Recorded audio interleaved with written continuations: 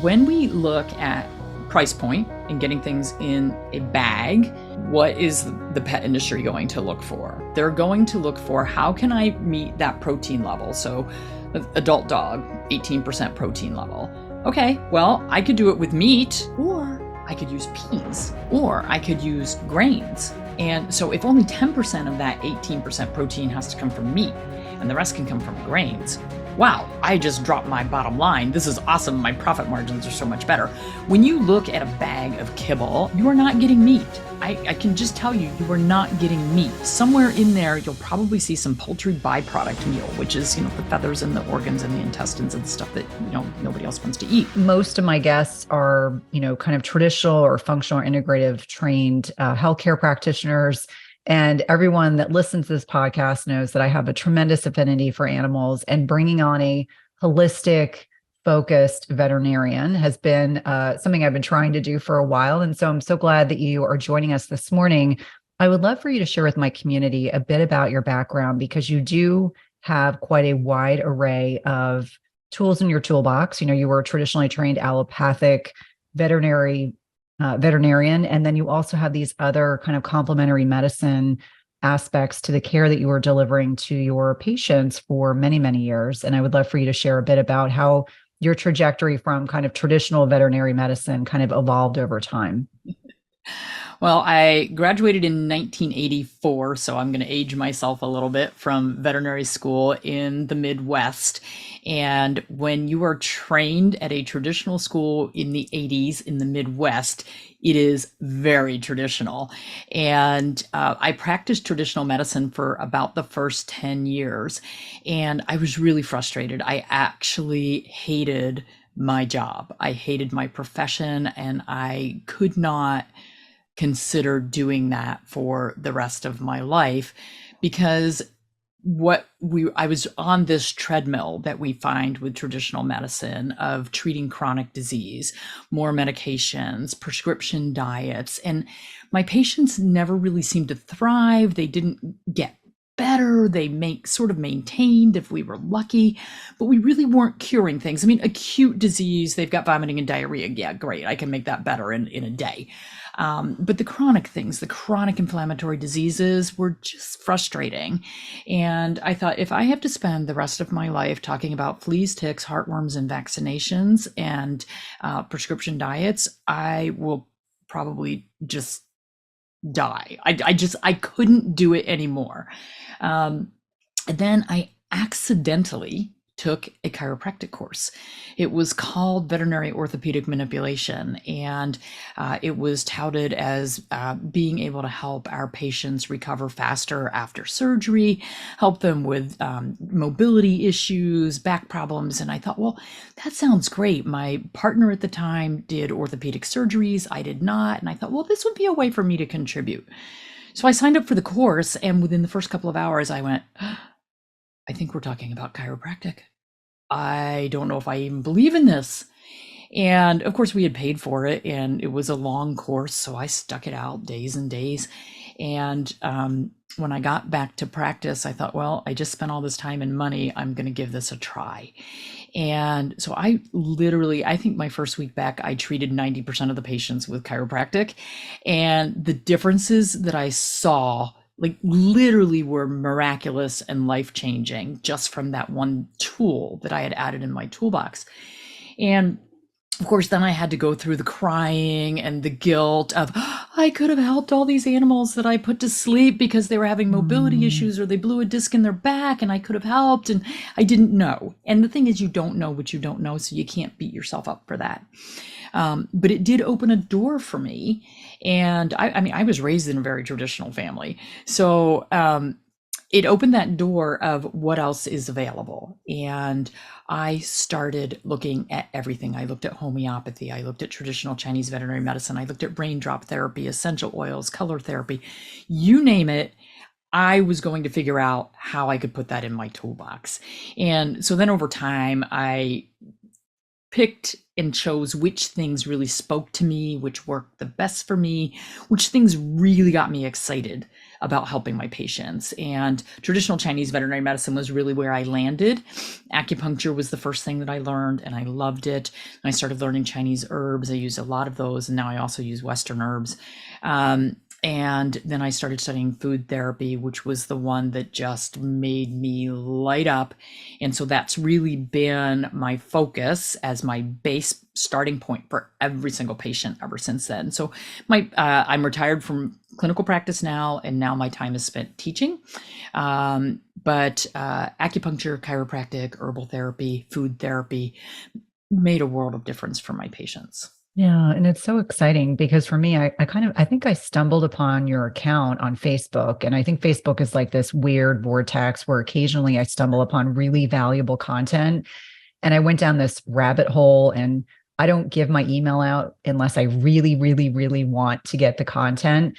And so every week I'll say to my husband, because we walk our dogs several times a day, I'm like, oh, I'm interviewing this holistic veterinarian. I'm so excited because it's so aligned with my own trajectory of being in traditional allopathic medicine, being critical care, cardiology, ER medicine as an NP, and then pivoting because I kept saying so much of what we're doing with humans is a lifestyle mediated issue. Yes. And we're not talking about the stuff that really makes a big difference. And so I always think with humans in particular, it all starts with the nutrition piece. And I know are going to unpack the pet food industry, which I was disturbed to learn a lot that I know listeners probably are not aware of.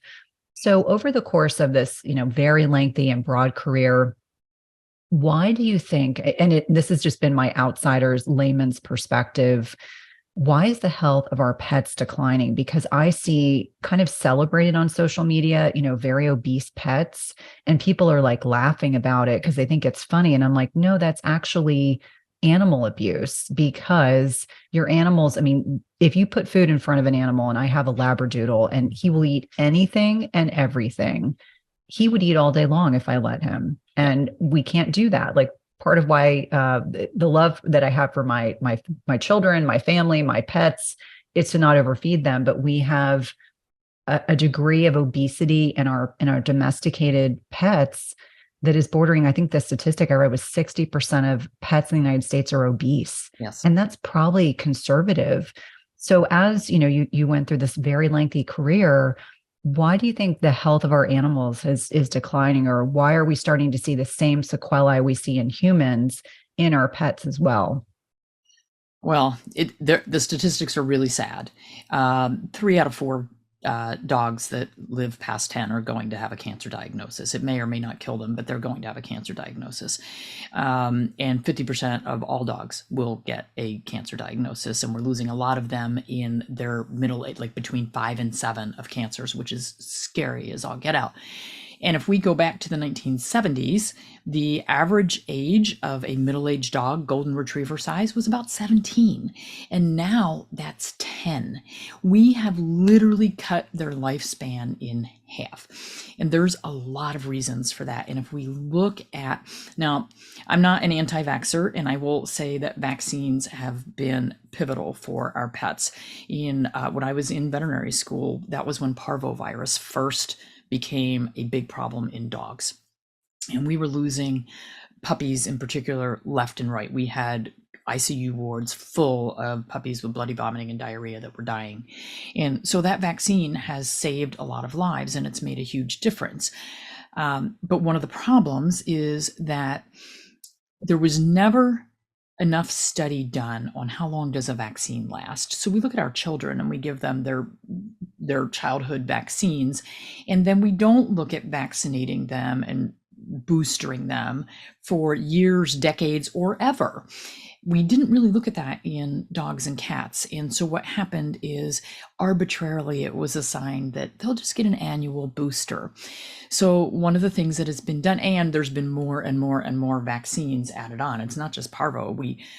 Some animals will go in and they will be given 17 vaccines in one visit, which is just so scary. The immune system kind of goes, you just killed me. I don't even know what to do with that. It's like having all of your puzzle pieces thrown at you at one time, and it's 1,000 puzzle pieces, and you have 5 minutes to figure out how to deal with that. So that's one of the problems that we're seeing. We are causing a lot of immune stress and autoimmune disease from overvaccination. The other thing that has changed a lot for our pets is processed pet food. So if we look back in the 50s and the 50s in particular, and before that, it was much more common for our pets to be fed scraps from what we were eating. So if we look at when more people lived on the farms and it was, okay, we have leftover this or we have leftover that, and this is what we're sharing with our pets. And we weren't feeding them highly processed synthetic diets. And that has really changed over the years, and the pet food industry has changed for the worse over the years. So that's the second thing that is causing problems for our pets and shortening their lifespan. The third thing is the amount of chemicals that we are throwing at our pets, because we have become a society where, one, we want a quick and easy fix for everything. We never want to see a parasite. If we see a flea, if we see a tick, we freak out. Now, what did we do back before we had all these chemicals? We would comb our dogs. They would have a healthier diet. Their immune system would be better at fighting off parasites. And now the veterinary profession and the pharmaceutical industry has gotten to the point where they have a mantra: every pet, every month, all year long. Well, the little Chihuahua who lives in a high rise in New York City has a hugely different lifestyle from the farm dog who lives outside in Louisiana all year round. We can't even compare those two lifestyles, yet the veterinary profession and pharmaceutical industry label them all the same and say this is what they should get every month all year round. And it's killing them, where you're putting pesticides on them, in them, and we are expecting them to deal with that. If your human pediatrician said to you, here, I want you to give your child this pesticide orally, I want them to eat this pesticide every month so that they don't ever get intestinal parasites or they don't ever have a tick bite them, which, by the way, most of them don't repel anyway. Would you do that? I don't think you would. And I think if your pediatrician said to you, hey, here's this box of, I actually have a cereal box that I made. It's called Holistic Organic Human Kibble. And it has all the vitamins and minerals that your child needs. All you ever need to do is pour these dry brown balls into their cereal bowl twice a day, have them eat that. They'll be perfectly fine. They've got all the nutrition they need in that little processed vitamin added food. You would look at your pediatrician and say, wait a minute, what? What happened to fruits and vegetables? What happened to healthy meats? What happened to eggs? What happened to fish?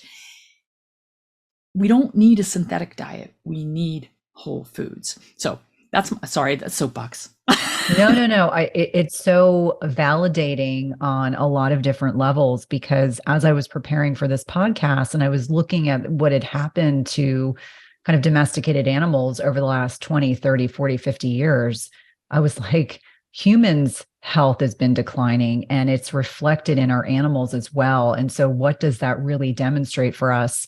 I think, starting with what's wrong with the pet food industry. And this is something that I'm so grateful. I had a really amazing vet in Washington, D.C., which is where we lived until we relocated 2 years ago. And he was very collaborative. And I'll just call him out. Dr. B was fantastic, very collaborative, very open-minded, didn't force anything, was always open to discussing everything. And the first thing he told me when we had gotten a puppy was, Cynthia, things have changed since the last time you had a puppy.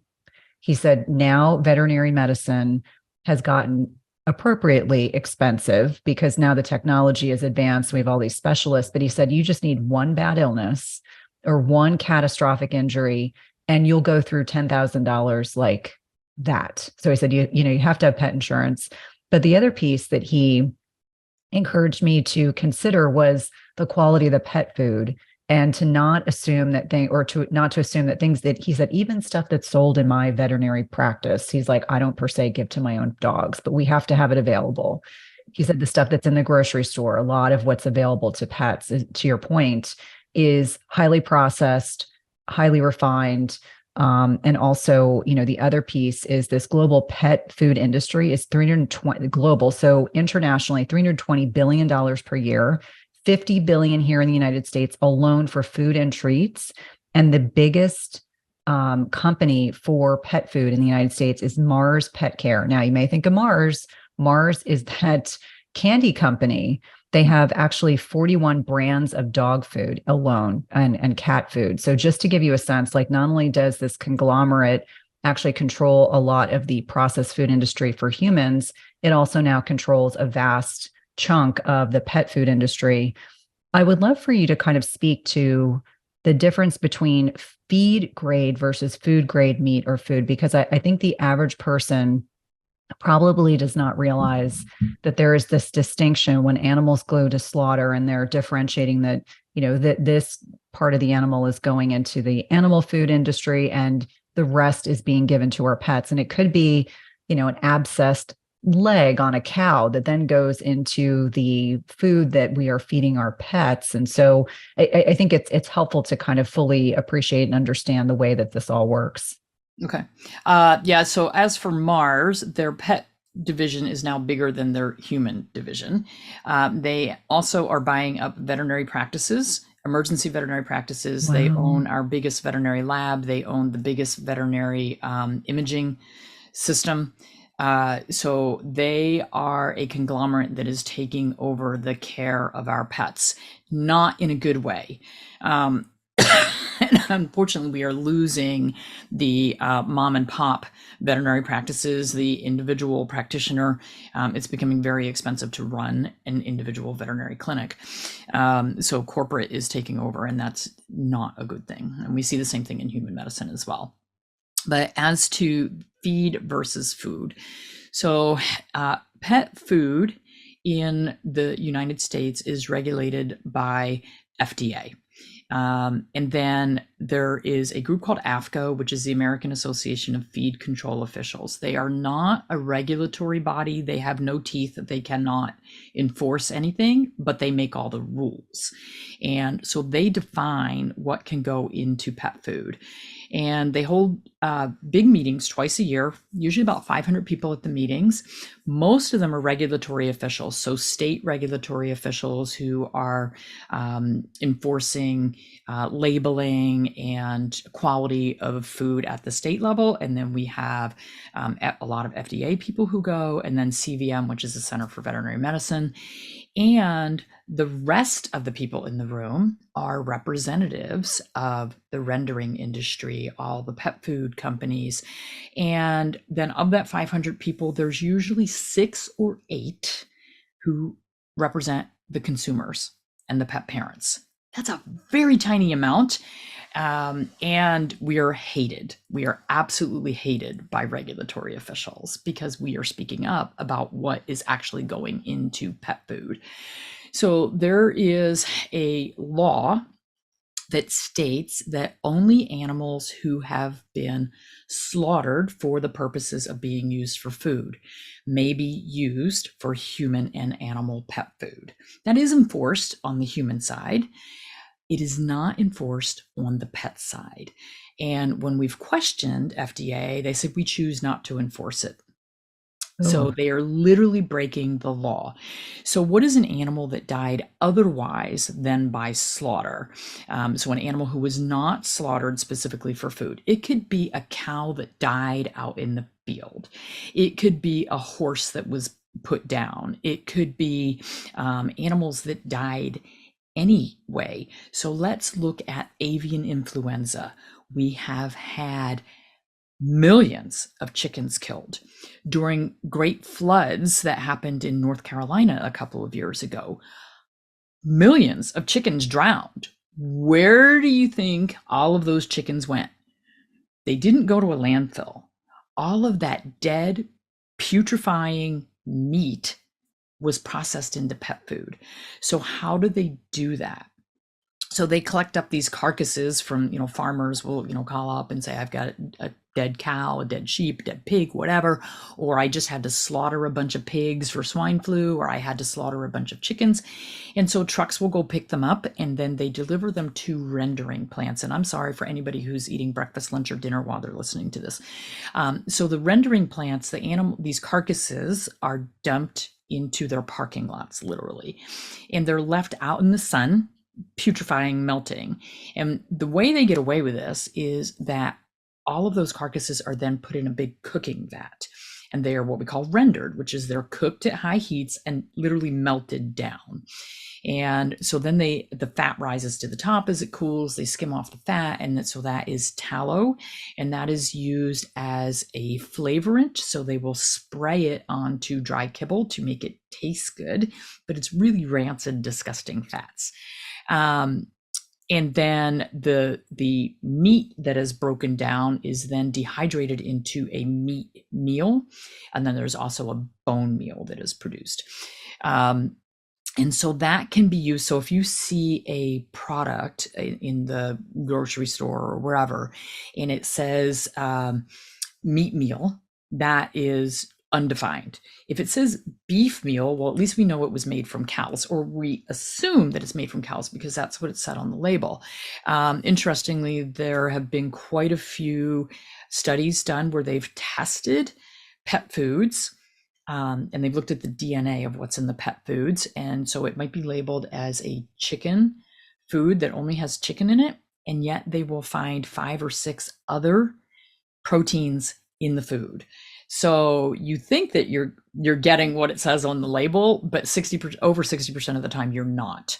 And sometimes they've been tested and it'll say that it's a chicken-based meal and there's not even any chicken in there. So it's a little bit scary because as the consumer, you're like, well, I read the label and I have a dog who has a chicken allergy, so I made sure there was no chicken in there, which, by the way, it might be labeled as a beef food, but chicken might be down there in the ingredients. So make sure you read the whole label.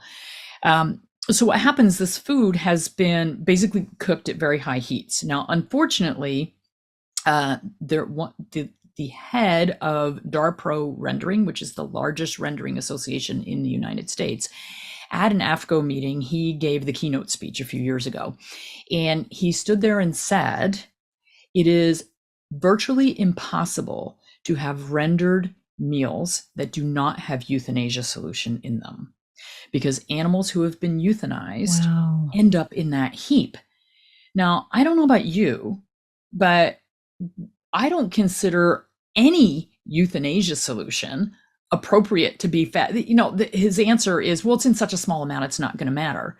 It does matter. I do not, because what you're told by your veterinarian and by the pet food industry is put the same thing in the bowl twice a day, every day. Do not vary it. Do not supplement it. Do not add anything. You'll screw up the balance, which is a bunch of crap. But sorry. So if we're feeding our pets euthanasia solution twice a day, every day, year in and year out, what do we end up with? We do not end up with good health. We do not end up with animals who are thriving. We end up with animals who are being literally slowly killed. So that's one of the first things. So we don't ever want to see rendered products in the food. And that can be really difficult as the consumer to just know by reading a label. So sometimes you'll see poultry meal. Well, that should be all birds, but it could be duck, goose, chicken, turkey, whatever. If it says chicken meal, it should be just chicken. Unfortunately, here's how chickens are processed. They process the whole bird. Now, the legal definition of chicken is the chicken meat without the feathers but do you think anybody's sitting there and plucking all those chickens? No. So they're actually vacuumed into a big vacuum and all ground together. So chicken meal can include feathers. There actually is a dog food on the market that is hydrolyzed chicken feathers. Doesn't say that on the label, but that's what it is. They changed the name to hide the innocent or the guilty. They actually recently just changed the name of glutens. So we used to see corn gluten or other glutens on the label.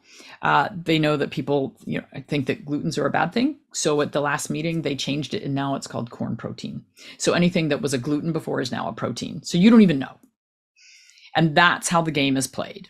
So waste oil industries come to the AFCO meetings to get their waste oils approved as ingredients in pet feed, because AFCO regulates feed for all animals, including livestock.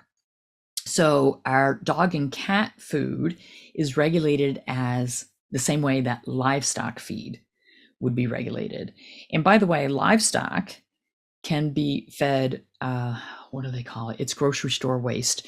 So when you go to the grocery store and the bakery items are out of date, the dairy items are out of date, and they go in a big container out behind the store, that's picked up and it's ground up and processed and used in livestock feed. They don't take it out of the wrappers.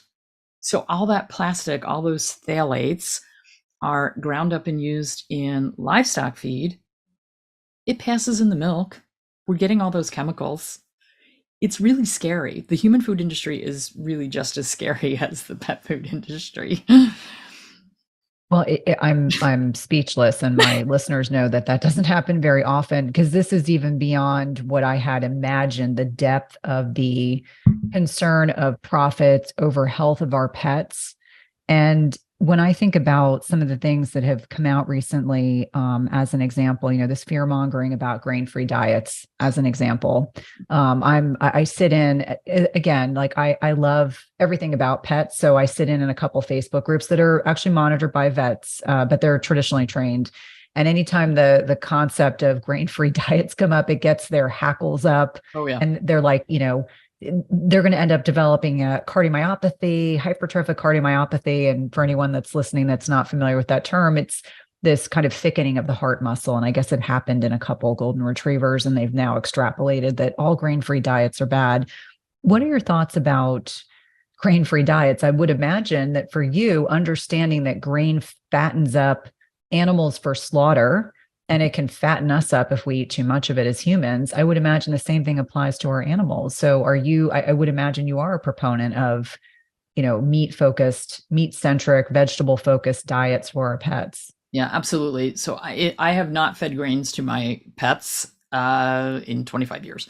And, when we look at price point and getting things in a bag, what is the pet industry going to look for? Or the big pet food industry, they're going to look for, how can I meet that protein level? So adult dog, 18% protein level. Okay, well, I could do it with meat, or I could use peas, or I could use grains. And so if only 10% of that 18% protein has to come from meat and the rest can come from grains, wow, I just dropped my bottom line. This is awesome. My profit margins are so much better. When you look at a bag of kibble, and corn is the first ingredient, and it's $1 a pound, you are not getting meat. I can just tell you, you are not getting meat. Somewhere in there, you'll probably see some poultry byproduct meal, which is, the feathers and the organs and the intestines and the stuff that, nobody else wants to eat. So the whole grain-free debacle, this is a really interesting story, and I'll see if I can shorten it down a little bit. So there were a couple of nutritionists / cardiologists who are on the payroll of Purina, Hills, Mars, the big companies. They do their research, which is funded by them. Their university chairs are funded by pet food. Who do you think they work for? And so what's happened over the years, because of holistic veterinarians and because really the pet food owner or the pet owners are driving this conversation, the raw food market and the grain-free market has been seeing a steady increase. And so what has happened to all those cheap grain inclusive diets? They're starting to come down. Then there was also an offer by one of the big pet food companies to buy one of the largest grain-free companies, and the price was too high. So out comes this study that said that dilated cardiomyopathy was being caused by grain-free diets with zero evidence. So they, these couple of cardiologists got together, and they were told only to report animals with dilated cardiomyopathy who were on a grain-free diet. Don't bother reporting the other ones. We don't want to know about them. And they came up with a little over 500 cases of dilated cardiomyopathy. Now, there are 90 million dogs in this country. They got 500 in this report, and it was a very skewed study. And they convinced the FDA to make a big spectacle of this and say, oh my gosh, there may be a link. Now, there were a bunch of studies done. A bunch of us came out and said, this is like the biggest fallacy ever. Let's follow the money trail and, look at the number of dogs that were actually diagnosed. And yeah, a lot of them might have been eating grain-free diets because they're more expensive. And if you're going to the cardiologist, you're a client who is spending more on your pet and willing to go to the nth degree. And then we did find that there were an disproportionate number of golden retrievers in the study. So we said, well, maybe golden retrievers have a problem. And I saw that in my practice. So maybe golden retrievers have a problem. Maybe there's a taurine problem, which is one of the amino acids found. Oh, by the way, in meat. And I'm not a fan of grain-free kibble. I don't like it any more than I like grain-inclusive kibble. I just don't like kibble because they're doing the same thing. They're putting that grain-free. So they're using a lot of legumes or potatoes to replace the meat protein and still get their bottom line where they want it to be. So I'm not a fan, but my dogs are raw fed or gently cooked and there's no grains. So that is a grain-free diet. And so in their study, I think there was one dog that was a raw fed dog that had dilated cardiomyopathy. They consider that grain-free because we don't add grains. What they also did not consider in that study was the breed. By the way, Irish Wolfhounds, Cocker Spaniels, Boxers, Great Danes, Dobermans, like 75% of them develop dilated cardiomyopathy because it's in their genetics. But they didn't include that. So this all occurred over, 6 or 7 years. I can't even remember when it first started. I have done more social media posts and online rants about this debacle.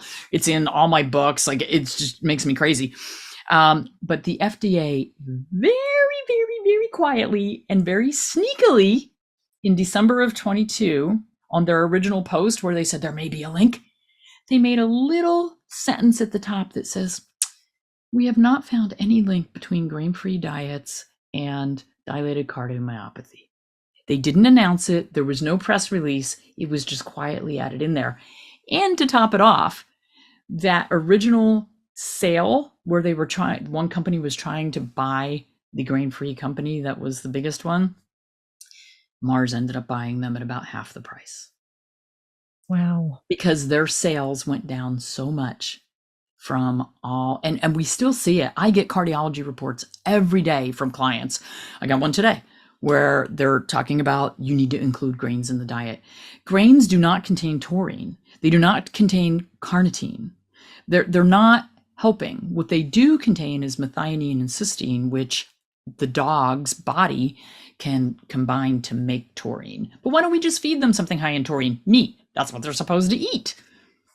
Seems to make a great deal more sense. And thank you for that, because I feel like, because I think it's such a confusing time because my dogs eat grain-free. They get a combination of raw food and we buy Akina. That's one of my questions is, are there any healthier options out there that are available to consumers, the stuff that tends to be in specialty stores? And you may tell me no, and that's okay. But that was one of the questions that came in. Is there anything that's commercially available if we're not doing a raw food diet all the time? What other options are available? And I would imagine you probably have resources on your website or recipes of things that you generally recommend.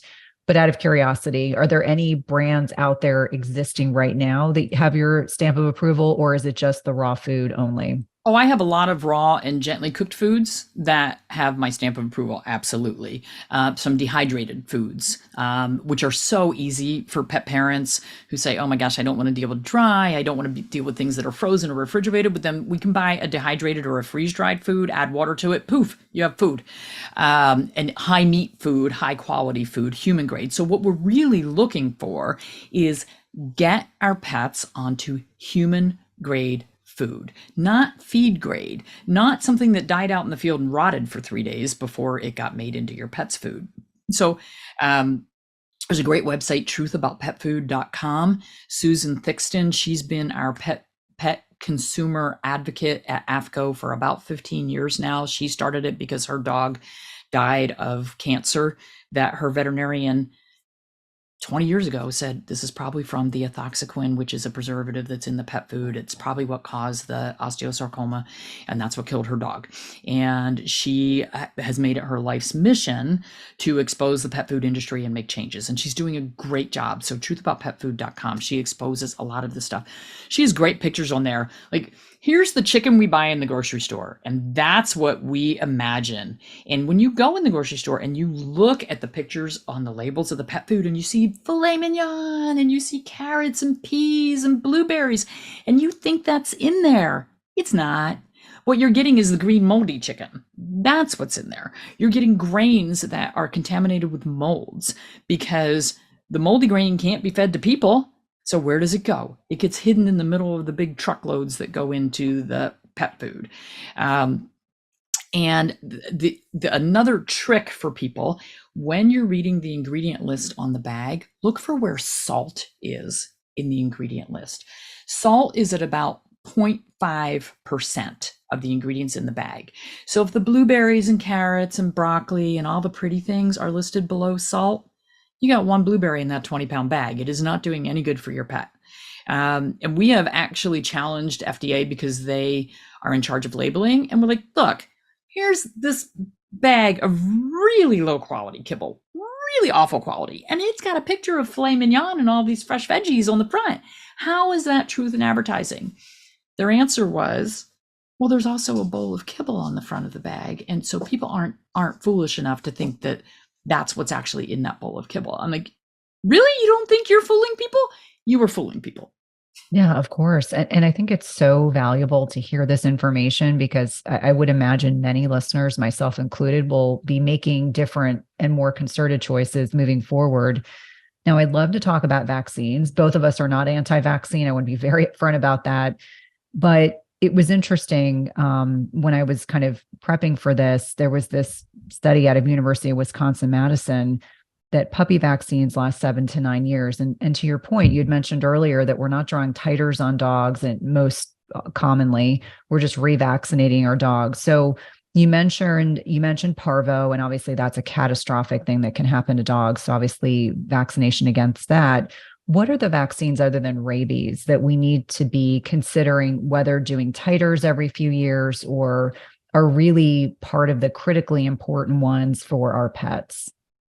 So there are core vaccines and non-core vaccines. So the ones that are considered core vaccines are distemper, hepatitis, parvo, and rabies. That is core.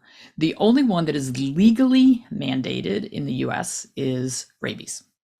And there are actually a couple of states that will allow rabies titers instead. And a titer is a blood test that tells you whether your pet has immunity against a specific disease. So rabies vaccines, the very first one your pet gets, no matter how old they are, is a 1-year vaccine. That's just mandated. Although some pets will develop a lifelong immunity from one vaccine, but this is the law. And then the second vaccine they get, no matter how much later. So let's say you got that first vaccine when they were 6 months old, and then you forgot about it and you got it again when they're 3 years old. Most veterinarians are going to say, oh, you have to start all over. We're going to start with a 1 year. No, it's a 3 year. No matter when they get that next one, it's a 3 year.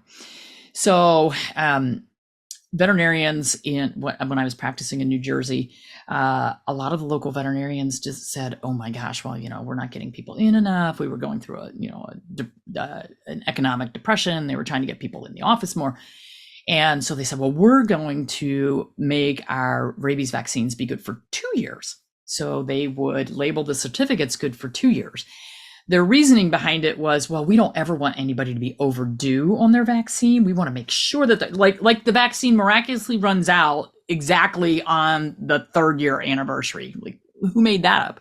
So they started dating them for 2 years. Well, then all the clerks at the townships would not license the animals because the vaccine said it ran out. So they started getting people in for every 2 years. And I started seeing these certificates and I said, there's no legal entity that is a 2-year vaccine. Like, this is made up. You go back to that veterinarian and you tell them you want a 3-year certificate. Games. It's games that are played.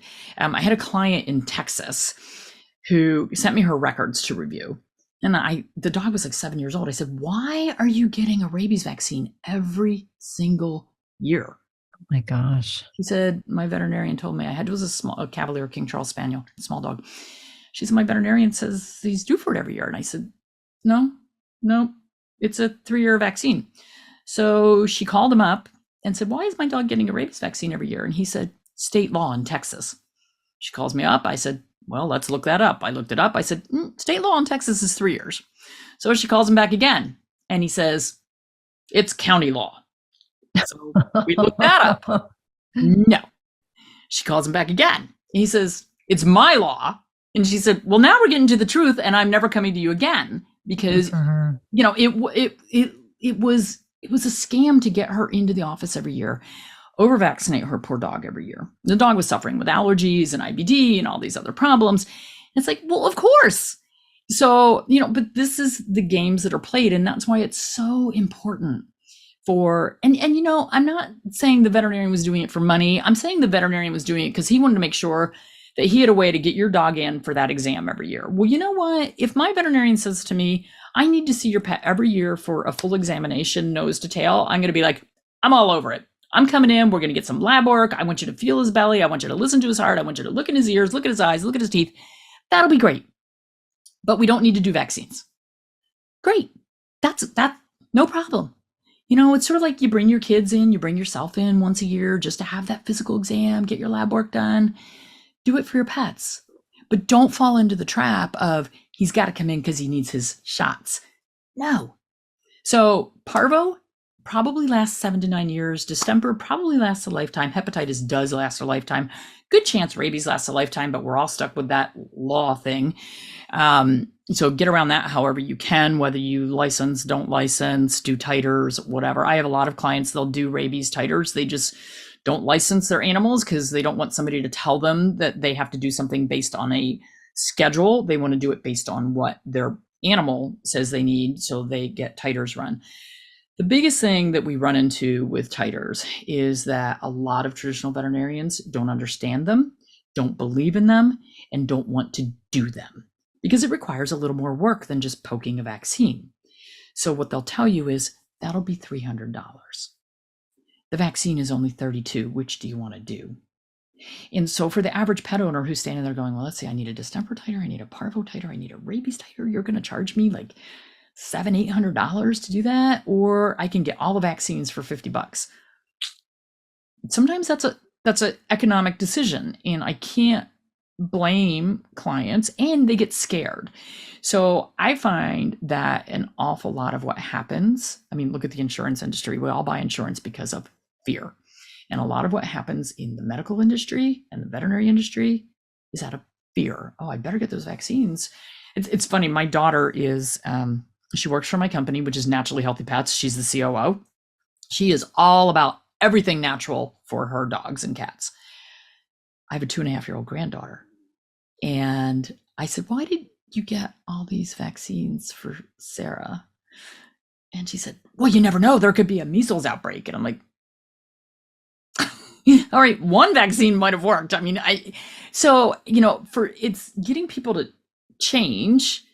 And so you probably have, because you're a human, more of a human focused show, you probably have listeners who work really hard at feeding their family organic, fresh, brightly colored foods. And yet they're buying pet food in the supermarket that is labeled as natural, holistic. That means nothing. Those labels can be put on any bag of crap. They mean nothing. And I've talked to many clients who are like, oh my gosh, I thought I was doing the best. I was buying the most expensive one in the aisle. I was even going to the pet store and buying the one that said natural and holistic. And I didn't realize what was in there. And so we can see it go the other way too, where I have clients who are so into doing everything right for their pets, and yet they're eating at fast food restaurants every meal. So, and I've actually had clients who have completely changed their way of living because I changed their pet's way of living. I had one client, she had a boxer with cancer, and she came to me and we did the diet for it, and the dog lived a couple of years and she was really happy. And then I didn't see her for a little while after the dog died, and then she got a new puppy. And she came in, and it had been months, and I didn't recognize her. And she said, "You don't know who I am." And I said, "God, you kind of look familiar." And she pulled a picture out of her wallet and she said, "This was my husband and I when we got married." She said, "Since you taught us how to feed our dog, we now are doing the same thing for ourselves." Between the two of them, they lost 250 pounds. I Incredible. didn't know who they were. And so, it goes both ways, but we need to look at kind of the whole family. And I'm not an anti-vaxxer. My youngest dog is a little over a year and a half. He came from a natural breeder. And so she does titers on the parents. And she doesn't routinely deworm or give any, she tests for parasites. She doesn't vaccinate her dogs. She does titers, doesn't give them chemicals. And so I got this fresh out of the box puppy who was weaned onto raw food. And he has had about 2/10 of a distemper vaccine and 2/10 of a parvo vaccine. And that's all he's ever had. He is the most energetic, he is only a year and a half old, but he's the most energetic, crazy dog I've ever had. And it'll be really interesting. Like, I hope this dog lives to be 25. He has a lot of congenital problems, and that's why I ended up with him. He has hydrocephalus, his joints bend the wrong way, he's got some issues, and he's cute. But even with we do a lot of rescue, particularly a lot of puppy mill rescue. If people don't know about puppy mills, they should look into that. It's really a horrible way for animals to be bred and raised and sold in pet stores. But we rescue the used up dogs who are no longer available, useful for breeding, or they're so sick that they're about to die. But we've even taken some of those. We took in an 8-year-old male who just had so many medical problems, and he lived to be 19 because we completely changed the way that he was raised. So it's never too late, even if you have an older pet who's overweight, who's got arthritis, who has chronic inflammatory problems. It is never too late to make changes, and you'll be amazed at the changes that will occur in health, longevity, vitality, coat, decrease in dental issues, decrease in arthritis. It's amazing the changes we can make. Well, thank you for that, because I think for so many of us, wherever we are in our journey with our pets, whether this is new information, whether this is validation of the way that you're currently bringing up your pets in your home, understanding that there's always improvements that we can be making along the way. One thing I really wanted to touch on, because it came up when I asked my listeners quite a few times, and to be completely transparent, I'm curious because I live in an endemic state for Lyme. I live in Virginia. The county that we moved from had the highest rate of tick-borne illnesses in the entire state. And so I was always conditioned, because we do trail walks with our dogs, because, there's the potential for exposure, that we should always have Lyme and lepto vaccines, because they go to a groomer's because they're doodles. And I've just decided I'm not taking on that. I'm not going to take on the chore of trying to, scissor my dogs and clip their toenails and do all that. That's left to the experts. What are your thoughts on these kind of non-core vaccines that you've kind of alluded to? Because so many people were asking these questions, same as me. I feel tremendous pressure and guilt. I mean, that's probably a byproduct of the way I was raised. But when I'm talking to the new vet, and I'm explaining, like, I really am one of those, like, less is more kind of people. Like, if we need to do the vaccine, I accept that. But if I don't need to do the vaccine, I don't want to over vaccinate my pets. And so what are your thoughts on these non-core options? Okay. I have a brand new book out. It's called Raising Naturally Healthy Pets. I don't even have it on my shelf.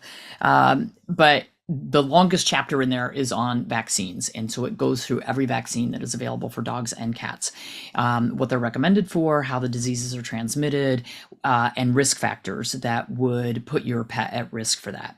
So the Lyme vaccine is a really horrible vaccine. It is only 60% effective if your dog has ever been exposed to Lyme. So if your dog has had a positive Lyme test in the past, whether they were symptomatic or not, the vaccine, if you give it after that, is only going to be about 60% effective. Even if you start it when they're puppies before they've had an exposure, it's about 80% effective. So it's not a great vaccine. We have no idea how long the vaccine lasts. There is no titer for it, but I can tell you that the tests that we would run on our dog patients every year is called an acuplex. It's also known as a 4DX, and it tests for heartworm, anaplasma, ehrlichia, and Lyme disease, which are 3 tick-borne diseases.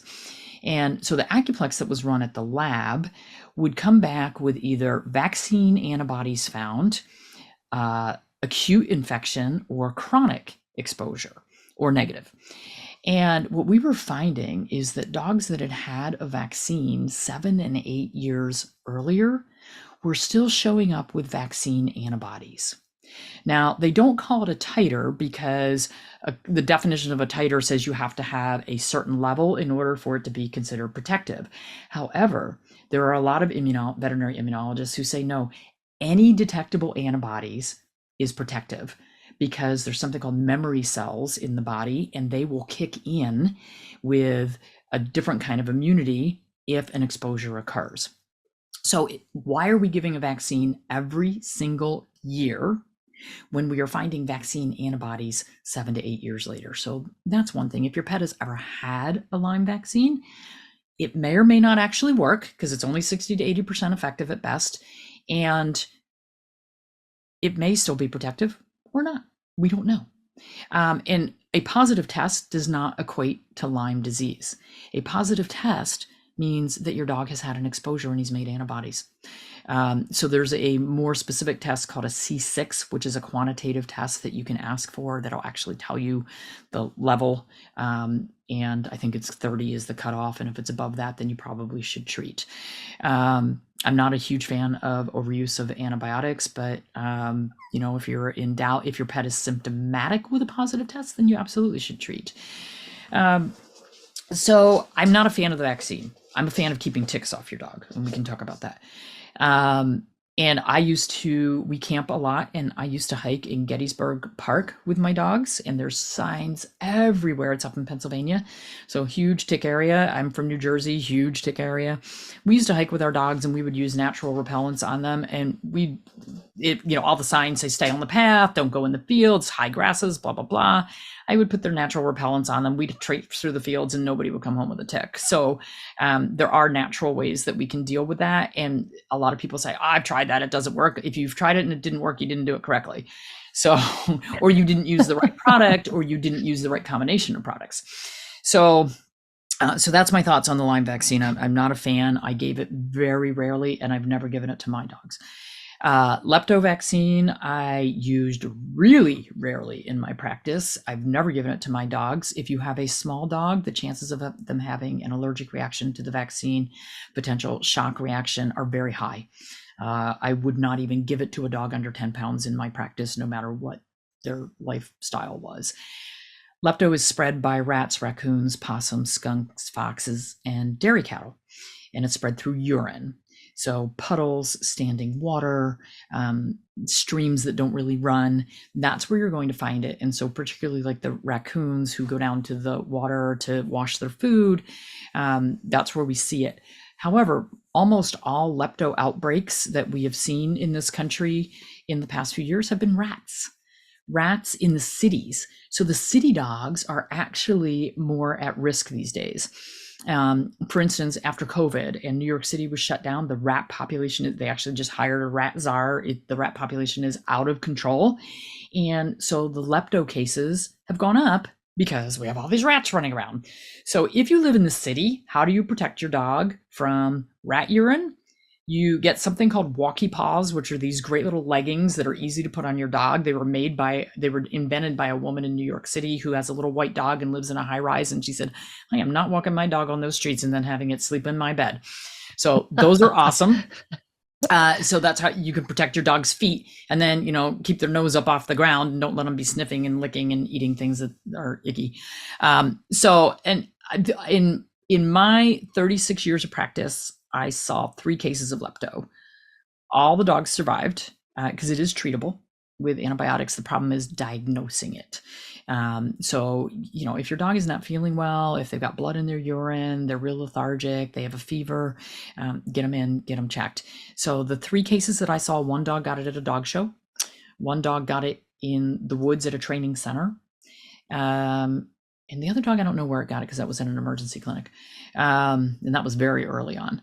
So it's not as common as they'd like it to be. I remember, I think it was last summer, there was a huge press release, an article that went out and said, lepto outbreak in Hoboken, New Jersey. And I read the article, there were 4 cases. That's an outbreak. And so, the veterinarians love this. It's like everybody runs in to get their lepto vaccine. And lepto is it's zoonotic. It's transmissible to people. None of the cases that I had did any of the other animals in the house get sick or any of the people get sick. So take that for what you will. So it's not a vaccine that I've ever given my dogs. It's a highly reactive vaccine. It's not a good vaccine. It only lasts for 9 to 12 months. So you do have to give that one every year. Yeah, it's interesting because my new city, the new vet, who I haven't found my favorite vet yet, but I know it's going to happen, fear-mongered the heck out of us last summer and was just going, well, you're walking in trails. We have a lot of wildlife in our neighborhood. Your dogs are definitely coming in contact with wildlife urine.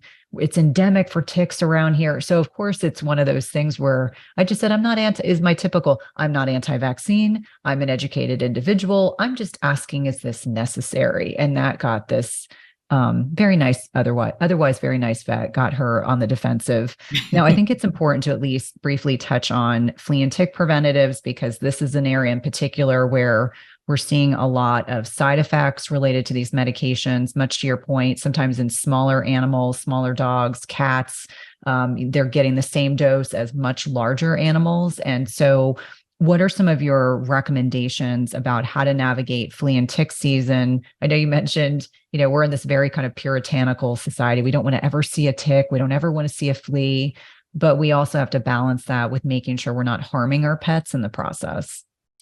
So the big takeaway here is that almost all of the chemicals that are used topically and orally for our pets for fleas and ticks do not repel. So the flea or tick has to get on your pet, plus or minus bite your pet, and have a blood meal in order to die. And Lyme disease, we used to think took 48 hours to be transmitted to your dog. It can happen very quickly. So if the tick is attached and taking a blood meal for 12 hours before it gets enough chemical in it to die and fall off, that's enough time for it to transmit Lyme disease. And I remember when we first started testing for Lyme and I would get all these positive tests, people would say to me, but I've been putting that topical on every single month. I've never missed a dose. How can my dog have Lyme disease? Well, I still got bitten by the tick because it doesn't repel. So that's the first thing for people to really understand. And ticks are more difficult than fleas. Like, fleas are a piece of cake. The biggest problem with fleas is they only spend 5% of their time on the pet. So 95% of the life cycle is in the environment. So it's in your house, in your rugs, in your crawl space, in your yard. And people get so focused on giving chemicals to the pet, they never think about treating the environment. So they're missing 95% of the problem. So if you're having a flea problem, yes, so we have great blogs. We actually did an entire week, which is on YouTube and Instagram and Facebook, last month, on parasites and parasite prevention, natural parasite prevention. We actually have an ebook that people can purchase on flea, tick, and heartworm prevention, treatment, blah, blah, blah. So that has a ton of information in there. For my own dogs, I really work on environmental control, my dogs and cats. So I have a huge clouder of cats. We have 11 cats because we have a farm, and a couple pregnant mommies showed up at the same time. And we really stink at giving away kittens. We gave away one. So we have all these cats, and they live outside, mostly in our barn. They also come in the house, and I mean, they're just sweet, wonderful kitties. So who's going to be exposed to fleas? It's going to be those cats. Because they're mousing and they're, collecting little rodents and things. So far, we don't have a flea problem with them. We live in the South. And part of the reason we don't have a flea problem is because they're raw fed. They've only had one vaccine. They're just over a year old. They're very healthy. Their immune system says, I'm not going to let these parasites attack me. So we don't have a huge problem. But What I do have for them is I have a natural parasite dust. So for barn kitties, that's really easy because I just put a little bit of powder in my hand and I pet the cat. It's like, great, fleas and ticks be gone. For our dogs, we keep them mostly in a mowed yard where fleas and ticks don't like to live. They really like to live in the woods. So for those who are hiking in the woods, that's a much bigger problem. Or the tall grasses, that's a much bigger problem. So things that we recommend: essential oil sprays. There's a bunch of them on our website. Essential oil sprays, and some of them are lavender based, some of them are lemongrass based, and it's really interesting that we have found in different areas of the country, sometimes one will do better than the other. So if you're using, and there's cedar oil based sprays, there's a lot of different essential oil sprays available. So if you're using one and it's not working, switch to something that's a different base, because you may live in an area where the fleas are like, lemongrass, who cares? So try something different, try a different company. We have a couple of different ones on our website. You can also use oral feed throughs. So there are garlic supplements. You can also use fresh garlic. It is not toxic to dogs. We have doses on our website. So garlic is not toxic, and it actually is a great flea and tick repellent. So you can feed it needs to really be fresh, or there are some supplements with it. And then we also have two other feed through supplements. One's called Bug Off, and the other one is, I don't even remember, flea something. Flea and tick defense, I think. But they have herbs in them that you feed your pets that make them taste bad. So the fleas and ticks are like, ugh, God, they smell bad, they taste bad. You can't smell it, but they can.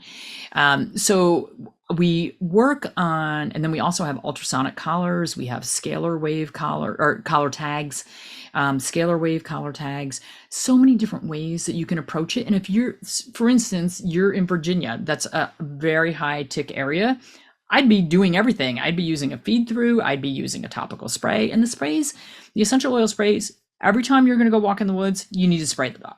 It's not, once a month. It's not that simple, but it's so much healthier for your pet. So do the feed throughs, do the topicals, add a tag on. My puppy, the one that is not vaccinated very well, although it's enough for him, he seems to be the flea magnet. If I ever get a flea, it's going to be him. And so I was using my soap, my flea soap, and washing him once a week because I kept finding fleas on him. I'm like, man, why is it you? Nobody else with fleas. And so I finally put one of the ultrasonic tags on. Problem solved. Yeah. So there's just a lot of different ways to attack it. Now we can talk about, and I'm going to have to jump on this soapbox because this one makes me crazy. The oral flea and tick chemicals that last 1 month or last 3 months. They've been around since 2014 and have killed hundreds of thousands of dogs and cats worldwide. Hundreds of thousands. And that is the number of reports that we have to the EPA and the FDA, which is the European and EMA, European and US drug reporting systems. Only 1% of drug reactions are reported. That's the estimate. 1% of adverse events are reported. So if we have 100,000 animals dead that are reported, how many does that translate to that are not reported? And the problem is that, and then we have hundreds of thousands of animals that have seizure disorders that they are stuck with for life. One dose of medication can be enough to make your dog have seizures for the rest of their life. There are many lawsuits occurring, class action lawsuits on these drugs. I got word a couple of weeks ago that Europe is thinking about pulling these drugs off the market. Australia, on the other hand, has made them over the counter. They don't even have to be prescribed by a veterinarian. So go figure. That's a tremendous extreme of, I always find that Europe tends to be much more progressive than the United States. The United States is so, beholden to the pharmaceutical industry, the processed food industry in many instances where it's not really protecting consumers as well as their pets. Yep. Yeah, we had a conversation with the FDA about these drugs about 4 years ago. And at the time they said there haven't been enough deaths yet. Wow. If only 1% are reported, it's right. And my answer to them is, look, if it's my pet, that's 100% for me. And the problem is the veterinarians are in denial. So I get reports and clients calling me all the time, that their animals are having these reactions and problems. And I had one that had a dose of the medication and started seizuring uncontrollably. The dog was put on 3 different anti-seizure medications, went and had the MRI and the spinal tap and the whole 9 yards, and they couldn't find anything, of course, because these chemicals are neurotoxins. They are toxic to the neurologic system. And so when they went to the neurologist, they said, we would like to use natural flea and tick prevention from here on out because our dog is having these seizure problems secondary to this chemical. And the neurologist said, oh, no, no, no, it's not related to the drug. It's fine. You can keep using that.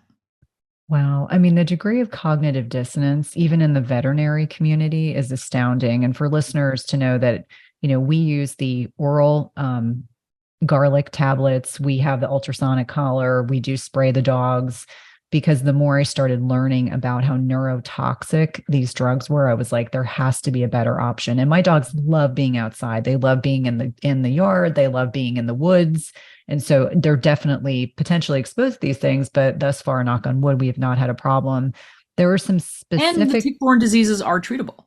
Yes. So it's Yes. just a matter of, if you're in a high tick area and you're really concerned, you can have the test run 3 or 4 times a year, and just say, look, every few months, I'm just going to run in. I'm going to get a blood test drawn, and that's a cheap, not free, but it's a fairly inexpensive way to catch something early, or if your dog becomes symptomatic. So all of the tick-borne diseases have very similar, they're flu-like symptoms. They might have a swollen joint. My house got infested once, years and years, 20 years ago, with ticks. Every single dog had Lyme disease. I came up from the beach one day, opened the door, and there's my little dog with a swollen knee, holding her leg up, acting like she broke her leg. I'm like, well, you've been in the house, so you didn't break your leg. And I think we had 5 dogs at the time, and every single one of them had Lyme disease because we had a tick infestation. And I know exactly, I had taken the dog out to pee in the high grass, brought in a bunch of ticks, unbeknownst to me. So lesson learned. Absolutely. Now, there were some specific questions that came through that I think are kind of high level, but very applicable. Lipomas. So these fatty tumors. If I were to ask my vet what caused it, I always get this blank expression. It's something to do with their liver. But I think you have a whole podcast episode talking about lipomas, and I would love for you to kind of walk us through. Now, I have a Labradoodle, and I know in labs they're very common. But it's now gotten to the point where he looks lumpy. He's 11 years old. We've gotten to the point now, we don't even question it. We're like, oh, he has another lipoma. He just seems to collect them. And this is a dog who, walks 4 to 5 miles a day, eats a pretty healthy diet. Gets fed like sweet potato as a treat. He's got a pretty good life. I always say my dogs have a great life.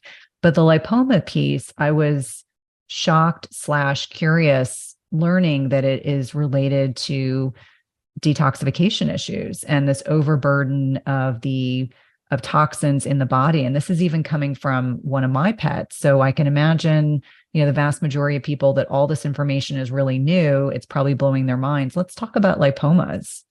Yeah, so that was a podcast that was just released a couple of weeks ago with Rita Hogan, who's an herbalist, and she had some really interesting ideas on lipomas. But they're basically areas of toxin deposition, and the body is walling it off. And so it looks like fat. It looks like a huge glob of fat when you take them out. They're 95% benign. I have seen a few liposarcomas, which are really aggressive, ugly. Managed to treat a lot of them holistically though, which was great. So lipomas can be removed, but if your dog has a lot of toxins, they're going to keep making them. You can chase them around. Before I was doing things more holistically, my last Doberman, wasn't my last Doberman, a couple Dobermans back, but anyway, he had 80. So my kids and I sat there one day when he was like 10 or 11 years old and started counting his lumps. I was like, this will be a fun game. And we got up to 80 and I gave up. He had lumps everywhere. I can tell you that since I don't feed, first of all, lipomas are much more common in medium to large breed dogs.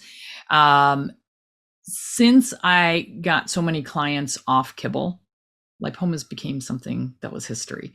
So it's overvaccination, kibble, and all the synthetic vitamins. So when you look at the food that you're feeding and you see that whole chemical list, that's all synthetic. And your dog's body, if you were getting your, just like ours, if you're getting your vitamins and minerals from whole foods, the body uses what it needs and kind of spits out the rest. Like it's really hard to OD on vitamin D from whole food, but if you're giving a vitamin D supplement, yeah, you can put them in kidney failure really fast. So, the body knows what it needs. When we throw synthetics at it, the body goes, that's a foreign invader. I think I need to attack that and I need to wall that off. So it's synthetics in food, it's vaccinations, it's chemicals, it's all these things that we are, and environmental toxins as well. Let's not forget those because that's something we don't have quite as much control over, although we do have control over what we're using to clean our house and that sort of thing. So, lipomas can be dissolved. So this is where my Chinese medicine is going to come in. If you look up a list of phlegm draining foods, things like pears and clams and peppermint, and you start adding those into your dog's diet, and if you get your dogs off kibble, a lot of times you'll see those lipomas start to shrink. Some acupuncturists will do something called surround the dragon, where they put needles around the lipomas, and that'll help start getting them to shrink as well. And then we definitely see more lipomas in obese dogs. So obesity is a huge problem, but carbohydrates break down to sugars, and those are highly inflammatory for our dogs. That's not what they're meant to eat. So kibble is going to be at least 50 to 60% carbohydrates. There's just no way around it. They can't make an extruded kibble that has less than that. It won't stick together as a kibble. So, and when you read the label on the bag, they don't list carbohydrates on there. They list fat, protein, moisture, and ash. They don't list carbs. So basically, if you add up those and subtract from 100, that's how much carbs you have. I think that's a really important distinction to make, because I think even well-meaning pet owners like myself, thinking we're buying this, it's pork and squash, it's grain-free, but there is unnecessary carbohydrate in there that we can be feeding our pets that can be unknowingly contributing to this problem. I think this is synthetic vitamins. Yeah, really, it's huge. And I think even in the podcast, they were talking about avoiding fatty meats. So, land salmon, which is lamb, and duck are things to avoid because there can be some degree of fat malabsorption. Is that correct? There can be. And I don't feed lamb much to my dogs anyway. I do feed pork because pork is actually very lean if you're buying the right pork. Salmon, I don't feed large fish very often. So that's kind of a treat now and then. Whitefish is not so bad because that's very lean. So it just depends. Like my dogs are on a huge rotation. There's probably 12 different proteins in my freezer, and there's at least 4 different brands of pet food in my freezer. Plus I make my own sometimes. So I'm a huge fan of rotation with diets. This whole put the same thing in the bowl twice a day, every day is just so horrible. No, I agree with you. And in fact, I always say monogamy is a good thing. However, food monogamy is not. So we want to be, even as humans, we want to be having different proteins, different vegetables. Let's talk about teeth, how to keep teeth healthy. Do you buy into the fact that you have to brush your dog's teeth every day? What type of toothpaste do you recommend, if at all? Curious how you feel about that. So dogs who are fed high carbohydrate diets are going to have a lot more tartar on their teeth. It's sort of like us eating candy bars all the time and never brushing our teeth. So if you are a raw feeder and your dog is chewing on raw meaty bones, which is what they're meant to chew on, then they're going to have very few dental problems, although occasionally a really aggressive chewer may crack a tooth. So it's still very, very important to have a dental exam at least once a year. For those who are not feeding raw meaty bones, you really do need to brush your dog's teeth every day. If you think about it, humans brush our teeth twice a day. We floss twice a day if we're good. We floss twice a day, and we go to the dentist and have a professional cleaning twice a year. And then we look at our dogs, we ignore their mouth for a whole year, and they're being fed starchy carbs that break down to sugar. So their teeth are always coated with sugar, which screws up the microbiome, which is the bacterial population in their mouth. And they make tartar. And then we look in there 2 years later and go, ew, Why does he have bad breath? Oh my gosh, all his teeth are loose. Oh, that's horrible. Um, so yeah, brushing, because we don't floss their teeth and we don't get professional dental cleanings twice a year. So brushing becomes really pivotal. I don't like any of the toothpastes that are on the market. They all have a lot of chemicals in them. So my recommendation is organic coconut oil. Or we have a couple of DIY toothpaste recipes on our website. One uses a probiotic that we really like, and you mix that with the coconut oil so that you're getting a better microbiome in the mouth to help prevent that tartar buildup. And the other one, we have a dental drop that is my own label. That you can mix with the coconut oil as well. So not all pets like to have their teeth brushed, and it becomes something where you have to train them. So ideally you would train them as a puppy or kitten to allow you in there.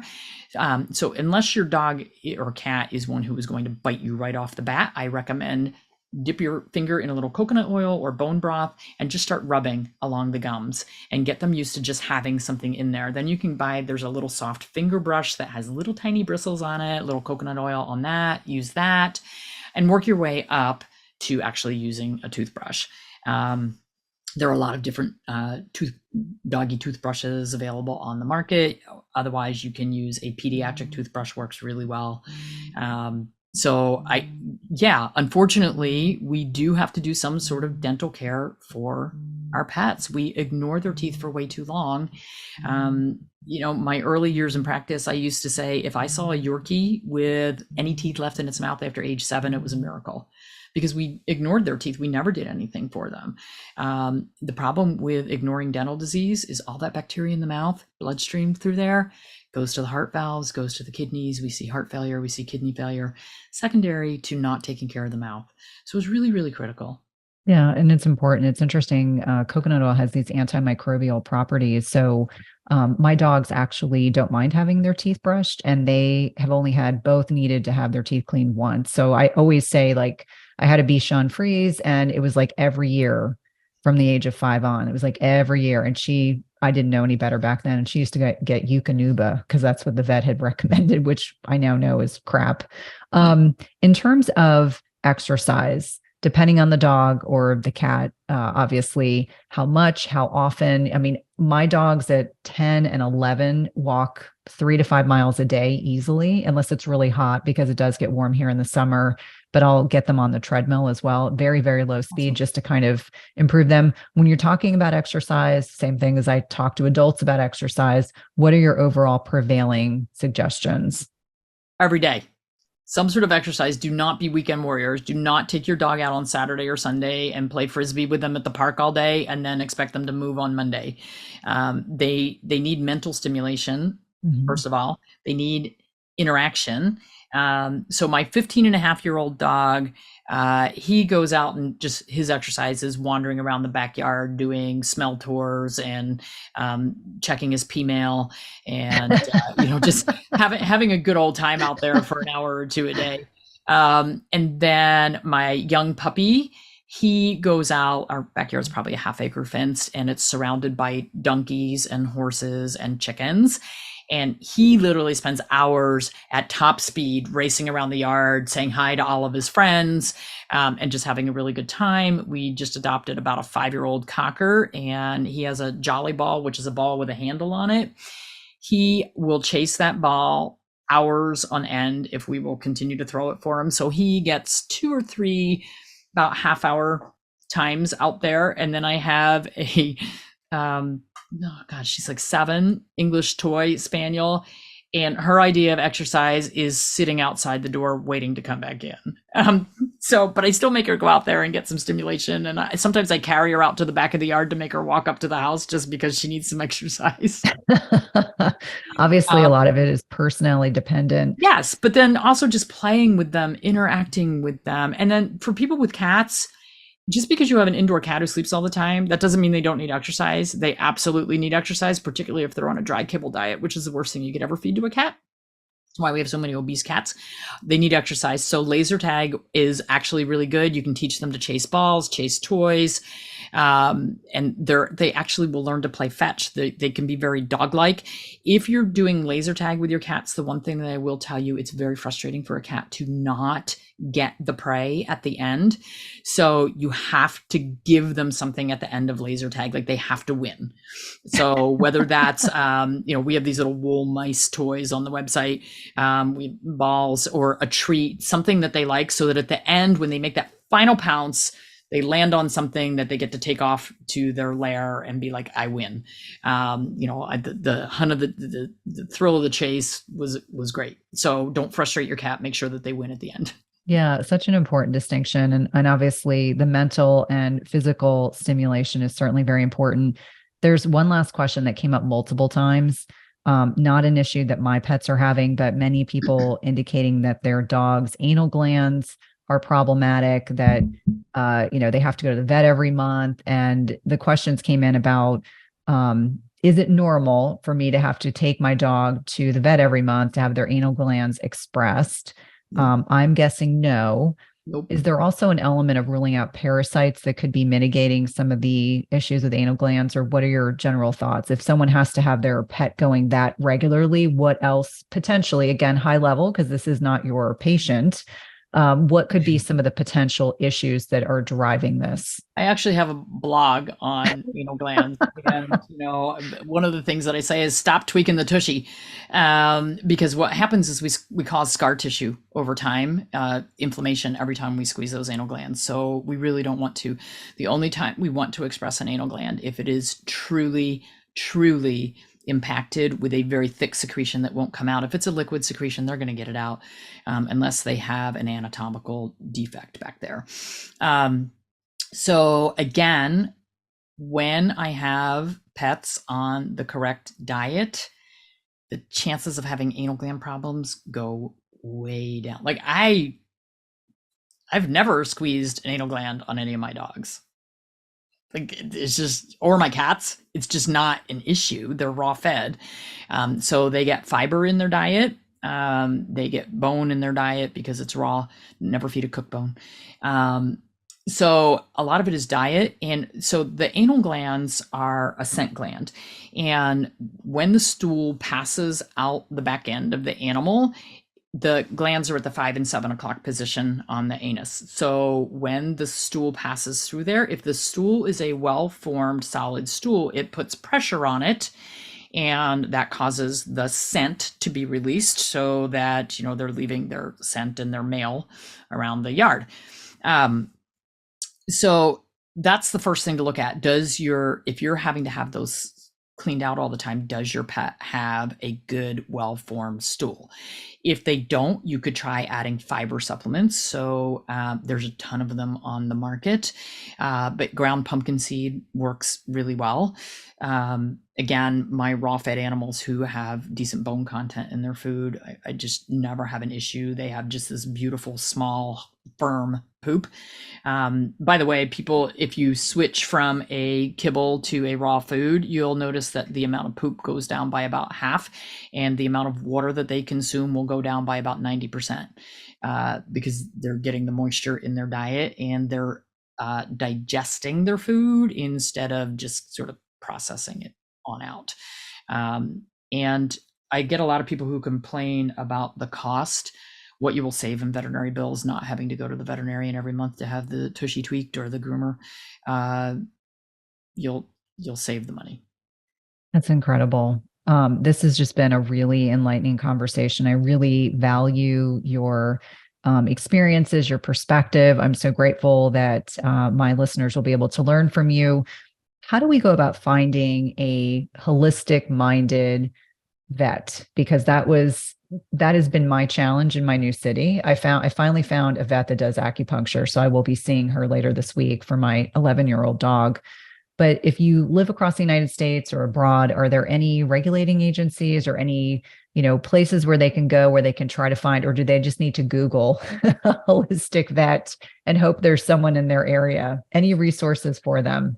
Yeah, absolutely. So in the new book, Raising Naturally Healthy Pets, there's a whole chapter on finding your veterinarian and how to decide who's the right one for you and how to talk to them. And if you can't find a holistic veterinarian, how do you deal with the veterinarian that you have?